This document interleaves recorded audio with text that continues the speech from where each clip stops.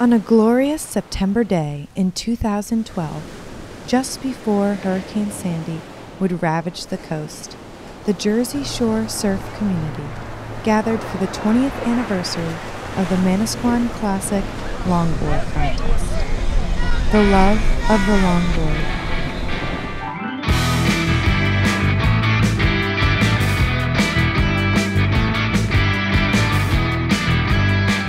I'm really stoked.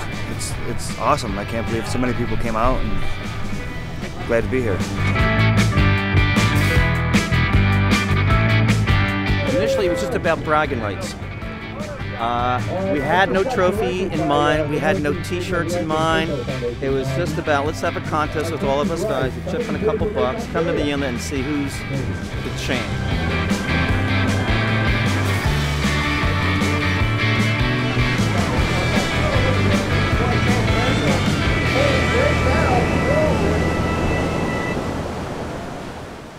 Joey Troger and I found an old cabinet door from a friend of mine who's a carpenter, and as it turns out, we took the cabinet door, and Joe and I were talking back and forth.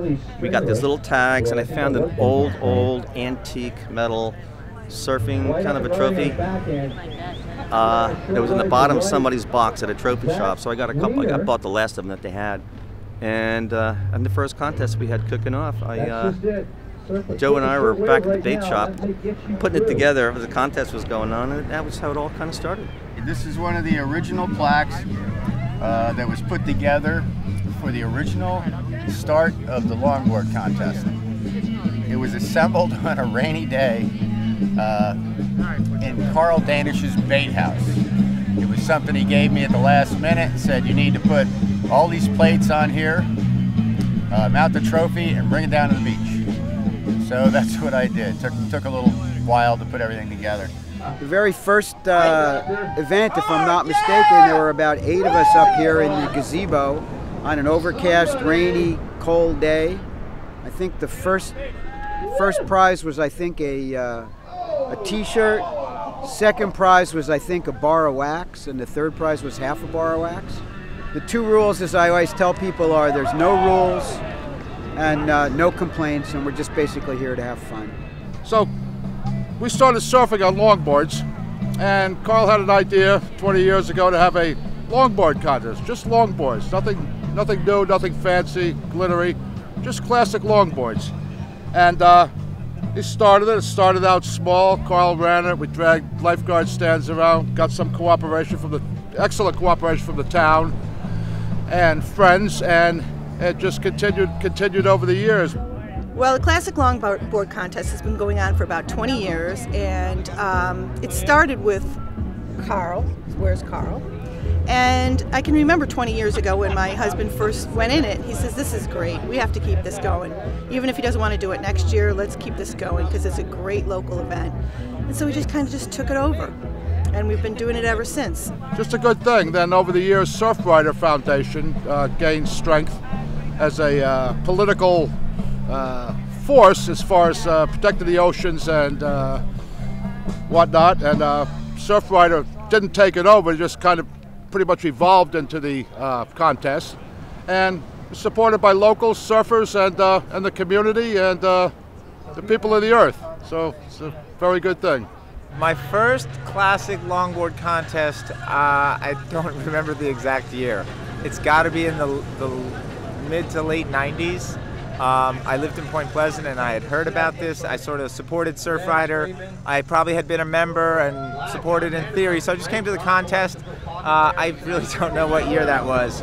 But it was really pivotal for me because at that contest, a member, Phil Mylod, said, come on down to the meetings, they're open.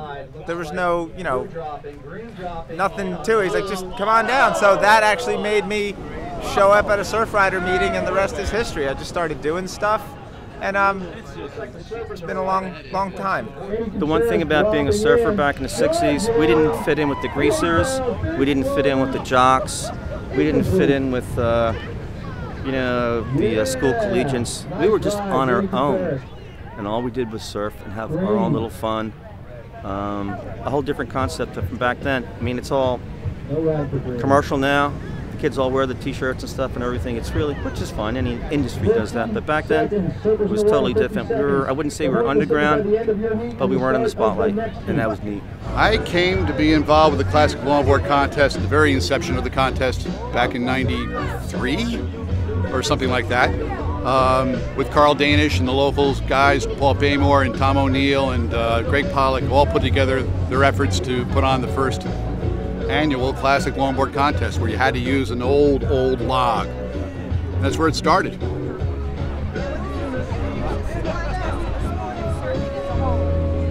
Here's another Hobie, another very popular board.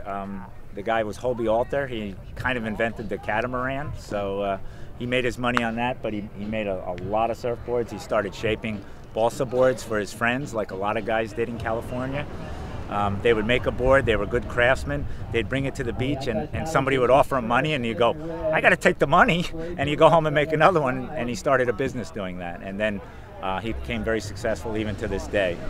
I've never seen so many old boards in one place in one time and in really good condition.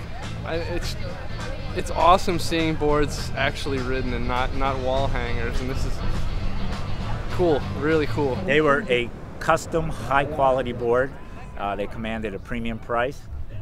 Some of the shapes were outstanding, and some, like this board, which is just a stock, was on a scale of 1 to 10 a 5, whereas this board would be a 6 or a 7, quality surfing-wise. Also, the nose riding, because it has this big flat nose, this was more of a nose rider.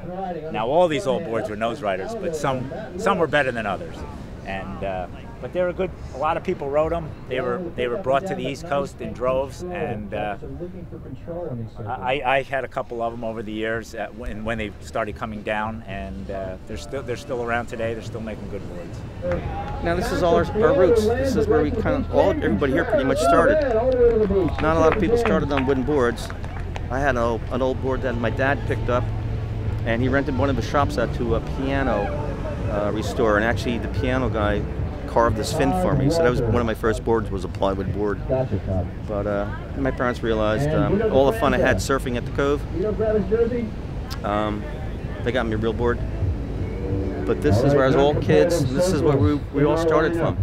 My first surfboard, I borrowed my brother Charlie's Hobie 9.6 tanker, and then I bought one back in 1966. Ouch. Yeah, it was that long ago. My first real surfboard, I was probably 12 years old. I think I was 12 years old. So that would be 1980. It was at Freedom Surf Shop in Beach Haven, New Jersey. And it was called Java Surfboards. Never heard of Java Surfboards before or since. Excuse me, edit that out. And the other thing about this surfboard, on the bottom it said Randy Budd model. My first surfboard was a 9-foot, very heavily pigmented, probably about a half-an-inch Hobie from Manatee Surf Shop in Belmar. I think I started surfing when I was about 16 or 17. I wish it was earlier, but I didn't have a means to get to the beach. I grew up in Howell, it's a little bit further out. So as soon as I got an ability to get to the beach, I went to Manasquan Inlet, or the inlet outlet rather, and I had to get one that I can afford, which was pretty much not that much. And I got an MB, Michael Barron. I still have it. It's in my garage. I think it was a 6'1", probably about that thick, and it was a good board to learn on. The nose was chopped off and repaired. It's kind of ugly, but it was really a great board to learn on. I first surfed behind Fisherman's Cove bait house. The waves were little, and sometimes with the boats coming in and out, when there used to be huge wooden boats and gas was cheap and everybody had the big boats, they'd push these little waves in, so I just started playing around there. It started basically kind of like from skimboarding there, because that used to be the best skimboard place. Things changed, the bottom changed, progress and everything, and then I started venturing out here. And I remember this one day as a kid, oh, this looks really great. Now the beaches were a little different, and the waves used to peak at the end of the jetty here. It was one of those classic lineups, and the waves broke all the way down. Well, I paddled out a couple beaches up at Whiting. This is going to look cool, and it's going to be fun. Well, I get picked up. I was paddling out, and this little kid, it's like probably my first year with a glass board going out in the ocean. and all of a sudden I got clocked by this big set coming in. I got picked up and dumped and thrashed, and I said, that's it. So I walked back to the bait house and surfed a little waves that day. I was so shook up. The surf culture was different then because people learned on their own. You know, you just got aboard and you went out and you did it and you tried to stay out of the other guy's way, and that's just how it happened. And today, and I think it's right that people go to surf schools and they learn the basics and how to be safe and things like that, which I think is good. But everybody my age, we just learned on our own, and that to me that's the main difference. Of course, there were a lot fewer people and different equipment, but it's how you get into it is very different. What's it about the longboard that makes it special? Well, have you ever driven a 1960 Cadillac bombing down the road? Yes, ma'am. That's exactly what it's like when you get one of these big boards underneath you. Classic longboard. It's different than any other board. It's really heavy, really fun to ride once you get up on the wave. It's a tough board though, very fun. You know, longboards can be special for a number of reasons. Number one, when I started surfing, there was no such thing as longboards or shortboards. These were surfboards. As surfing has changed, longboarding has changed, and then the concept of logging, riding old heavy boards, has also become assimilated into what is the ride anything mentality these days. Longboarding is just beautiful. It's artistic. There's a certain level of expressiveness with a longboard that is just different than shortboarding. It's more about creating lines, flow, and being an artist. That I really draw a lot of inspiration from that. A lot of those lines that a surfer can draw on a longboard is so similar to like the brush strokes that I use, and it's a beautiful way just to connect with the ocean in a way that's not as aggressive as some other forms of surfing. We were probably the first, although we don't get the recognition for it, to have a classic longboard contest where it pays homage to, I think, the history of the sport. You see boards on the beach that have been here anywhere, well, it has to be pre-1968. So we have boards here and people who are riding boards who were the pioneers of surfing in New Jersey. Good cause that you can continue year after year on a yearly basis and involve the entire community and the people is a good thing. And surfing's the sport of kings. Some people say horse racing. Surfing's the sport of kings. And ancient Hawaii, the people who surfed the best were held in the highest esteem, men, women, politicians. Well, I think the significance to this event, to the sport of surfing itself, is, the younger kids have to see where it really came from. It's been around a long time, and their grandfathers, if they were beach people, a lot of them had the first big logs that are sitting out here, using and carrying them up to the beach. And they really enjoy seeing the history of it. I think that the younger kids today like to see the fact that it's like a family event. One day where they decided we're going to make it the way it used to be here at the inlet. People riding old boards, no leashes, just the way it was in the 60s, and it's really neat to have that preserved 20 years later. It's a rarity. The sport changes and evolves, but for one day, everybody just comes back and this is the way it used to be. Well, you don't see this anymore. Very rare.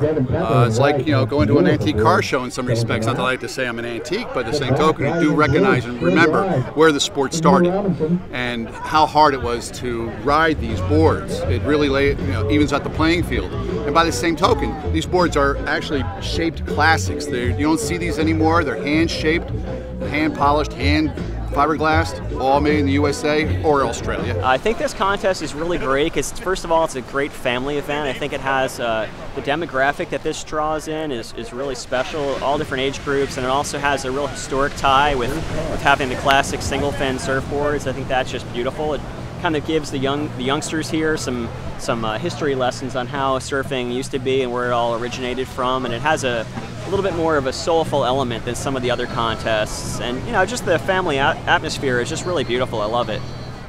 To surf classic longboards for like decades upon decades, keep up with the classic style of longboarding, and not just the longboards but the rules itself. There are no rules. You can drop in on people, you can probably push people out of the way. It's for fun. And that's another thing with surfing in general, it's just for fun. I've always thought about how, my dad always taught me, the more fun you have, the better you get. And I would take that with me everywhere I go. Everything I learn in the ocean, I take with me. We surf the Great Lakes, and basically the attraction for us to come down, we're on the outskirts of the normal surf scene. Like, we don't have a surf shop, we don't have this. And just knowing Bob got us down here, and it's great to come to an event that's so soulful. You go to so many things in surfing anymore, there's just no real character or soul in it. And having these old boards just kind of brings out that soul, and it makes a really interesting event. The biggest difference between lake and ocean surfing is we get junky waves a lot of times. It's 20-mile-an-hour winds, it snows sideways, it's 18 degrees out, the water's got ice chunks in it. And here, it's nice, it's sunny, take off, it's more buoyant. It's a lot of fun.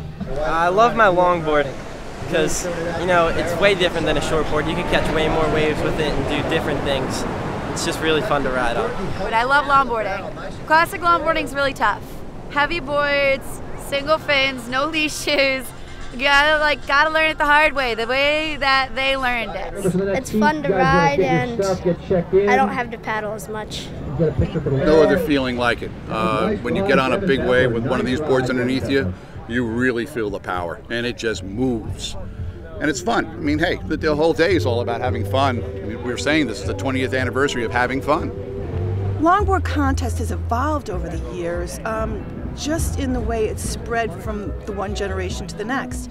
A lot of these young family guys who have younger kids in it started out in the junior men's division.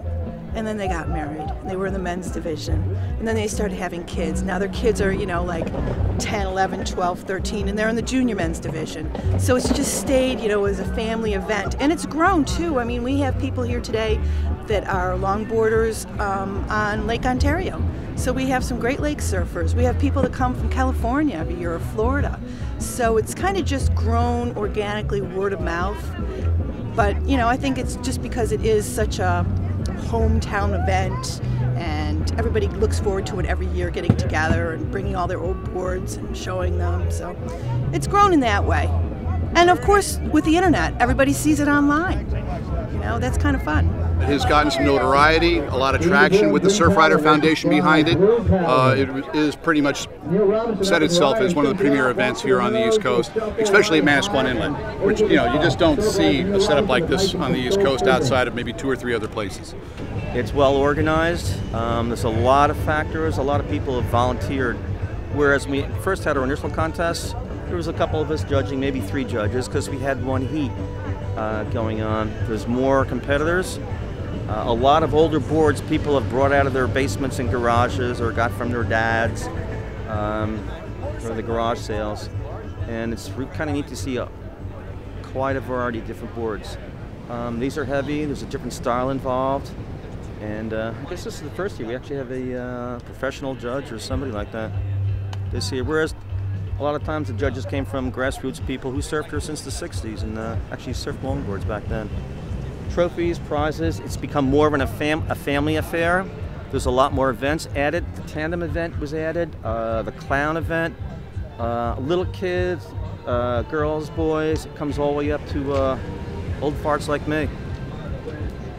The way it's evolved to me, in addition to getting bigger, is there's a younger generation of kids. There's kids that weren't born when this contest was formed, and they're probably accomplished surfers on shortboards, but they've learned how to ride a longboard, and they can hold their own with, you know, men twice their age on boards that are, you know, 3 times their age, and it's a really neat thing. So it's great to see the kids out doing it. And, you know, one of the other evolutions is I think more and more women are entering the contest. At least there's definitely a core group of women that, again, have become accomplished on these old longboards and go out there and show their style on any given year. So that's what's really great. The contest has grown, so we actually had to make a second plaque to put behind the original plaque, so it's getting heavier all the time. But that was it. It was a good thing.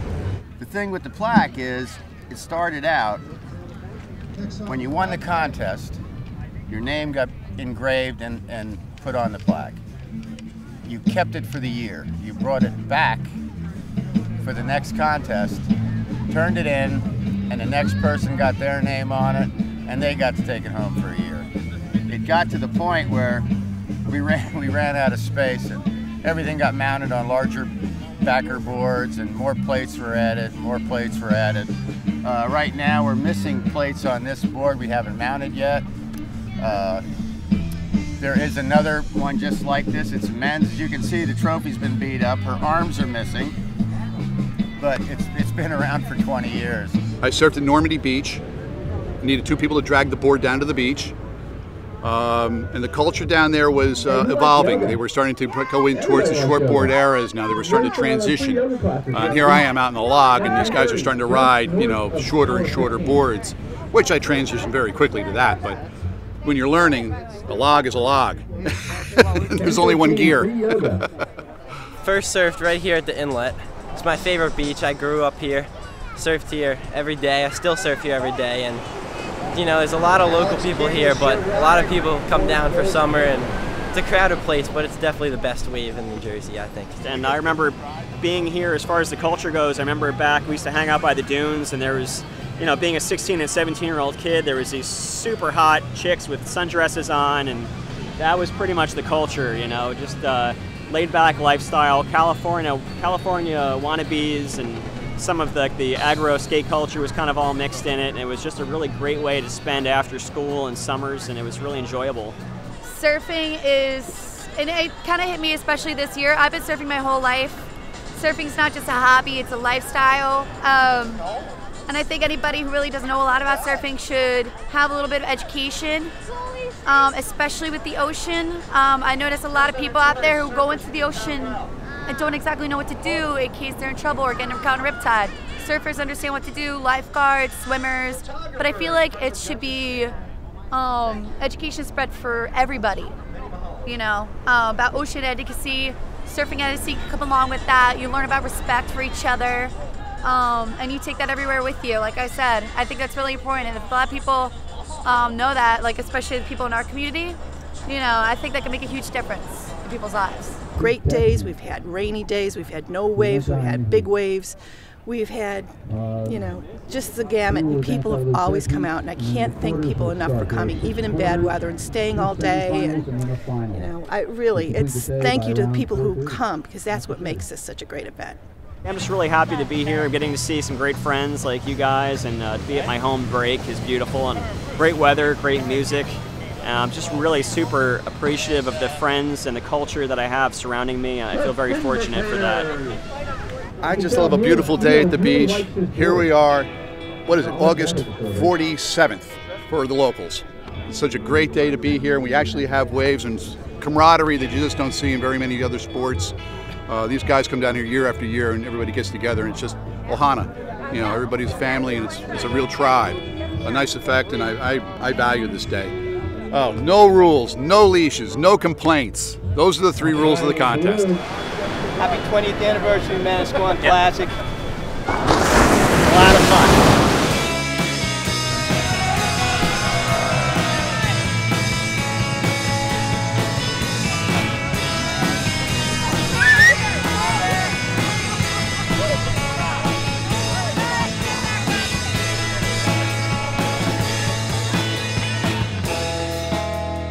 Dispel dystopian heartache. Every whispered ill that you died out to reclaim. I'll find a gentle place to bury your bones before you waste away.